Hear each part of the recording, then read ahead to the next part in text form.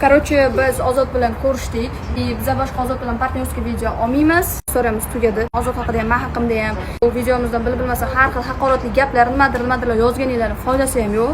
Bizda hammasi tugab bo'ldi. O'sha aytib o'tganimiz biz boshida partnyor bo'lganmiz. Benom ko'rsatga kirishimiz ham случайно bo'lgan.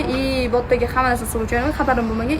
Bu o'zi taklif qilgan. Men qabul qilmaganman. Shu bilan chiqib ketganman. Butun katta qilib vahomali shov-shuv qilish hech qanaqa hojat yo'q. Qizlar, yozadigan qizlar Ozodga anaqa qilganlar, mana Ozod sizlarga kelishib bo'la olasizlar. Hammaga o'rtoqlar, qaranglar, sizlarga bir aytmoqchi bo'lgan gaplarim, ikkinchi tomonda ham bilinglar. Agar sizlarning ko'ngillaring bo'lsa, uni ko'ngli bo'lmasa, turmushga chiqish taklifini berib ko'rmanglar.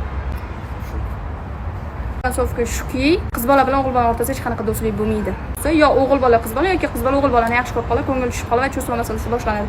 O'shaning uchun biz bu narsa ko'pchilik negativlar yozgan. Sizlar yoshlarga nimani targ'ib qilyapsizlar, nimani o'rgatyapsizlar, sizlar nimani olib chiqib beryapsizlar, nimani o'rnak qilyapsizlar deb ko'pchilik yozgan. Bu yerda hech qanaqa yoshlarga minus narsa chiqarmaganmiz.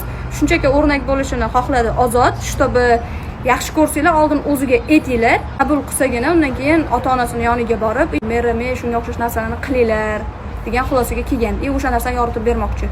Oxirgisi qiz bola bilan o'g'il bola orasida hech qanaqa do'stlik yo'q. Ortiqcha bu negativ yoki nimadir gaplar yozishinglar shart emas. Bu video aytadi.